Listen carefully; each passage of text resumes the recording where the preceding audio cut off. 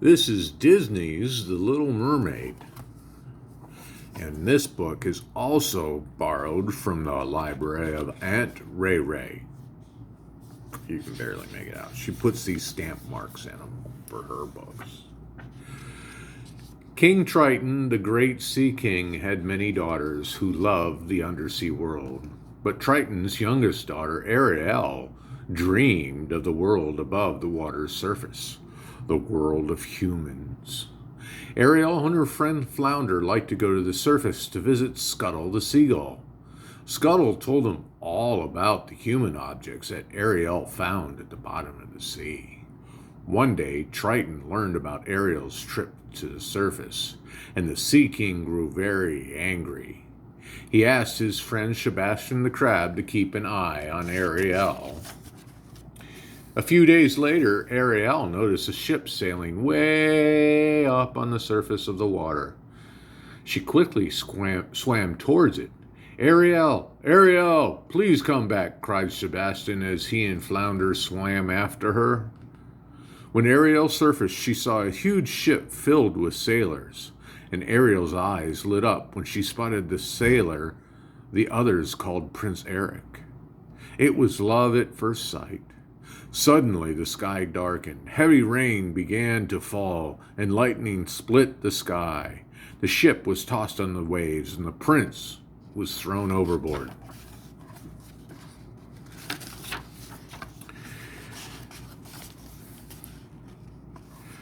I've got to save him, thought Ariel. She grabbed the drowning prince and swam to shore.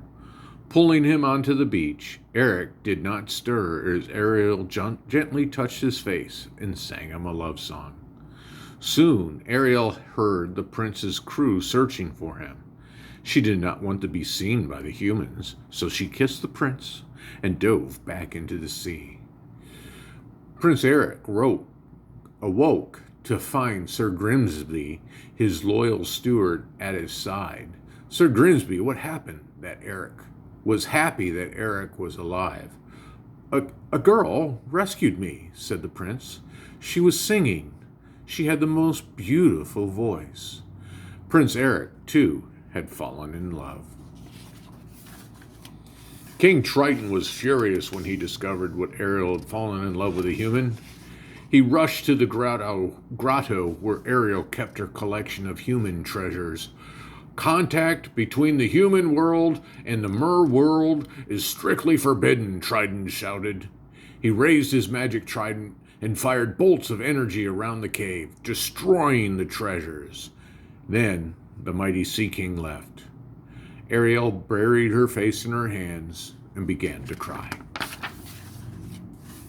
Meanwhile, not far away, evil forces were at work in the undersea kingdom. Ursula, the sea witch, who had tried once before to overthrow Triton, was looking for a way to take over. Through her crystal ball, she could see Ariel crying, and an idea came to her. Ursula sent her slimy eel servants, Flossom and Jetsam, to Ariel's grotto. There, they convinced the little mermaid that Ursula could help her get to her beloved prince. Ariel was so upset that she ignored Sebastian's warnings and swam off with Flotsam and Jetsam to meet with the sea witch. My dear, said the witch, here's the deal. I'll make you a potion that will turn you into a human for 3 days. Before the sun sets on the 3rd day, you've got to get the dear old prince to kiss you. If he kisses you, you'll remain a human permanently. But if he doesn't, you'll turn back into a mermaid, and you'll belong to me. In return for the potion, the witch wanted Ariel's voice. My voice, asked Ariel. Without my voice, how can I? You still have your looks, your pretty face, replied Ursula. After Ariel agreed to Ursula's deal, an amazing change took place. Ariel's voice flew from her body and was captured into a seashell around Ursula's neck. Ariel lost her tail and grew legs and became a human. When Ariel went in search of the prince, she was helped ashore by her friends. She tried to speak to them, but no sound came out. A short while later, Ariel saw Prince Eric. The prince had been lovesick ever since hearing her sing. At first, the prince thought Ariel was the girl who rescued him, but when he learned she couldn't speak, he knew he was wrong. So Prince Eric felt sorry for Ariel. She needed a place to stay, so he took her back to his palace. Over the next 2 days, Prince Eric grew to like Ariel more and more.